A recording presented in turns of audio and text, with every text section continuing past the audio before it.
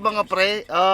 Babalik nga pala si Jude the Creator at ang trip ko ngayon, meron ako natagpuan isang malupit na kainan. I heard a couple of things na sabi nila masarap. And eto siguro bagong magiging hotspot ng mga Filipino dito sa US kasi I've heard people na umorder sa masarap daw pansit nila and masarap daw yung Shanghai nila. You know, etong vlog ko na to is gonna be all about fucking food, man. You know what I'm saying? Kasi dyan tayo magaling sa pagkain, you know. Let's go! Halika na, papunta na ako doon, magdadrive muna ako and excited na ako. Sige. Okay lang mga pre, andito na tayo sa sinasabi kong restaurant and di na ako makapagantay na kumain kasi medyo gutom na ako. So hindi ko alam kung masasarapan ba ako or gets mo, hindi ko alam eh. Pero yun na, wala nang bullshitan pa. Tara. Tara. Tignan natin anong meron dito. Ito na yung Chibugan mga pre. Titingnan natin kung masarap ang pagkain dito. Chibugan. Anong bang road to? Run Road? Run Road and Mount Prospect Road lang to mga pre. Sa tabi ng Walmart. And yan, kain muna kami.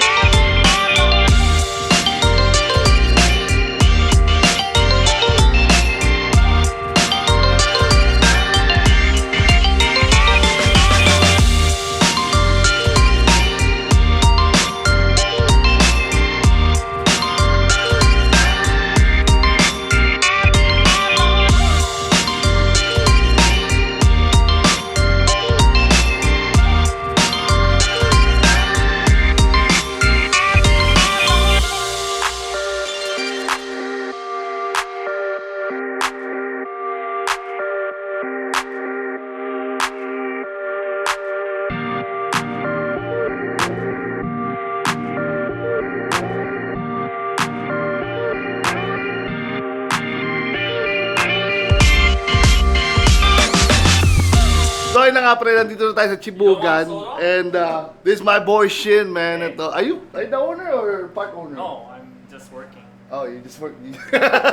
You just work here. I think ito ang pinagmamalaki nila dito. Nakita nyo? Ayan. Ayan. So yun na nga, titingnan natin ang pagkain nila. Let's see kung anong magiging hatol natin sa pagkain ni Kuya Francis Caballero na may-ari ng Chibugan. So, hindi na masama yung ginawa ni Kuya Francis dito. Parang to go. Ito nyo, yan. Napakasimple lang ng setup niya dito. To go. Parang madalian lang tayo kapag nagugutom ka. You know, order ka lang dito. At ready na agad. Kadadating ko pa lang may pagkain na ako. So, like, you know, parang mabilisan na serbisyo nila dito. So, wala man silang malamesa dito, pero kung ikaw yung type ng tao na lagi nagmamadali and shit, man, you know, this is the place for you. And ngayon, i-check natin kung masarap yung pagkain nila. Siyempre, titikman natin yan, you know. Ito, may mga tinda rin sila dito mga ganito. Ito, I think this is pichi-pichi. Tapos, kutsinta. Tapos tong, I think sapin-sapin to eh. Pinsapin. Yan. May mga pre-made food na rin sila dito. I don't know what are those. So, may mga drinks sila. I think may siopaw din sila. May nakita akong siopaw doon. And may mga desserts din, leche plan. So, yun. Tikman ko muna yung pagkain. From the #1 station, this is a story about love. A love story. Dahil na mga pre, titikman na natin ang foods dito sa Chibugan. Ayan, nakita nyo naman, mainit na mainit pa. So, kita mo. Nangingibabaw ang balat. Naririnig nyo ba yan? Ayan. Parang malutong, pre. So, check na natin. First bite, pre. Uy! Parang malutong, pre. Okay yung balat mga pre. Ngayon, tikman naman natin yung balat. Ay, yung laman. Isang dipping sauce lang sa suka. Ano? Ito, mga pre. Sundan mo, sasaw-saw ko. Ayun, dinang. Mga pre, titikman natin yung laman. Ayun. Malinamnam siya. Lasang-lasang mo yung tanglad, mga pre. Lechon na lechon ng style. Ngayon, yung Shanghai naman. Yun, sasawan. Tikman natin yung Shanghai. Paborito ko ito, mga pre. No? Nakita nyo ba yan? Ganyan kalaki. Yung daliri ko. Wait a minute.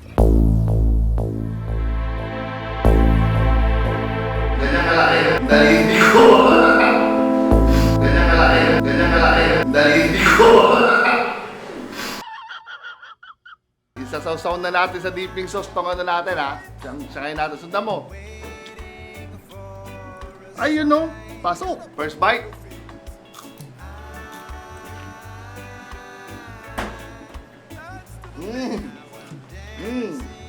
Sarap talaga ng libre. Siyempre, masarap. Solid to, lugar na to. Ngayon, yung pancit naman. Yung pancit, oh. Umusok pa, oh. Nakita niyo ba yung usok? First bite. Yan.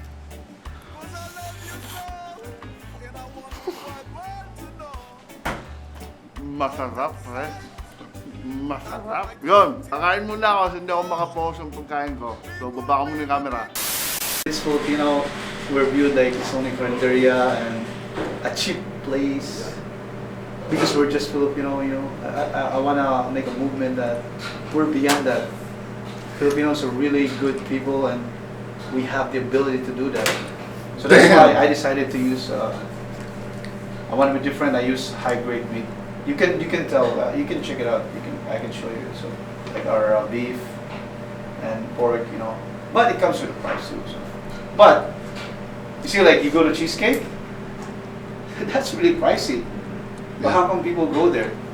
Because that quality, it stands out as like, look, if you want a good quality, you pay the price. But we can meet halfway too. We're Filipinos. We want to be better. That's all. So, quality over quantity, right? Yeah, quality.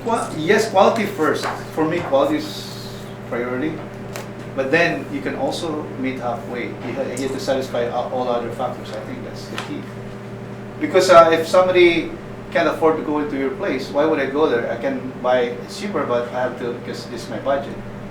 That's how I grew up very poor anyway. So.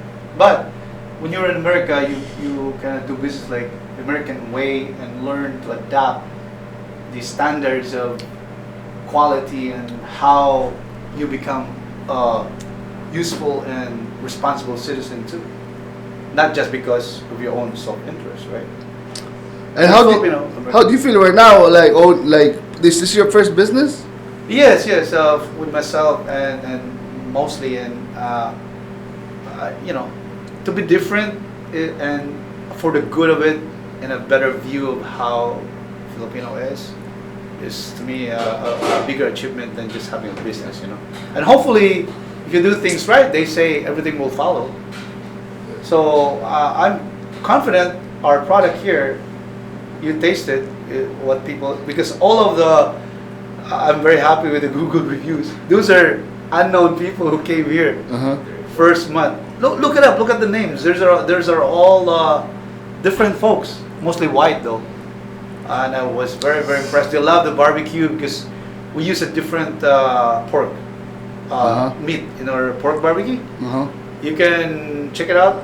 I don't want to, you know, get some other barbecue so you can compare. That's the best way you do it.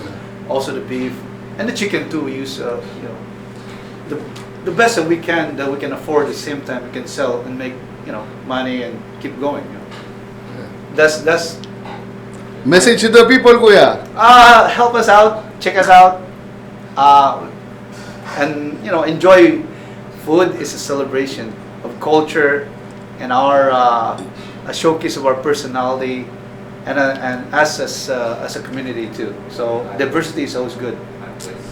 Shibogan, 905 East Rhine Road, Mount Prospect, right across Walmart, right beside Verizon Wireless. Check us out. I'll be here. Our business hours is 11 a.m. to 8 p.m. And call ahead. What's your name, kuya? My name is Francis. Yeah. Thank you.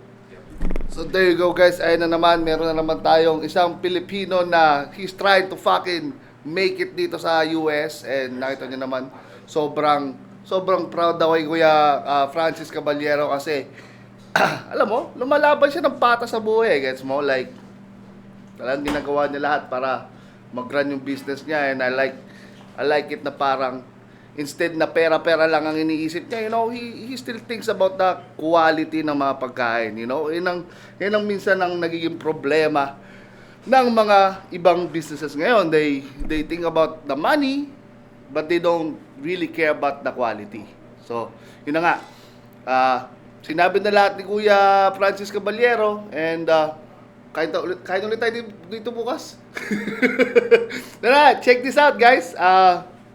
Di pa ako tapos kumain, pero malapit na. So, yun na guys, hindi ko na na-video yung pagkain ko nung halo-halo kasi sobrang nabusog ako dun sa combo meal ni Kuya Francis Caballero. So, I had to take the halo-halo home. Basically, kinain siya ng nanay ko, and nagustuhan talaga siya ng nanay ko. Natikman ko din, it was, you know, loaded yung halo-halo nila, napakasarap. And bumili rin pala ako ng mga desserts sa kanila, like yung kuchinta. Kuchinta is very good. Pichi-pichi, napakasarap. Yung siopaw na lang, di ko pa actually natitikman from Chibogan. Pero yung sisig, yung lechon belly nila, yan yung Shanghai. Yun, umorder pa ako sa kanila nung mga yun, like a week after. And talaga naman nagustuhan ng mga bisita ko nung hinanda ko yung pagkain na yun. So, all in all, in my own opinion, napakasarap ng naging experience ko sa Chibogan. Napaka-welcoming ni Kuya Francis Caballero, at nakita niyo naman sa vlog ko anong pinaglalaban niya dito sa business niya. It's not about basta-basta benta ka lang or something. He always thinks about the quality ng pagkain, and I think that's something that we all have as consumers, as Filipino, that we have to respect, you know. So some people parang hindi naman nila, you know, basta magkapera lang or some shit, they don't care about the quality ng pagkain. So Kuya Francis Caballero, maraming salamat sa pag-welcome sa akin dyan sa restaurant mo, and sana pagpalain ka ni Lord, and more customers to come to you, at sana makatulong sa iyo vlog na to na pinamagatang kong Chibogan. And pasensya na kayo, medyo nirecord ko lang to while I'm editing kasi nawalan, you know, medyo busy tayo, work, daddy duties and all that stuff, man. And sana tangkilikin nyo ang Chibogan, at suportahan natin ang mga businesses, local businesses, lalo na yung mga Filipino. So yun lang guys, dito nagtatapos ang vlog, ang episode ko na Chibogan by Joe the Creator, and see you guys on the next vlog. Hey, Shin, are you single? Yeah, Hey, what are you looking for? I'm looking for a job.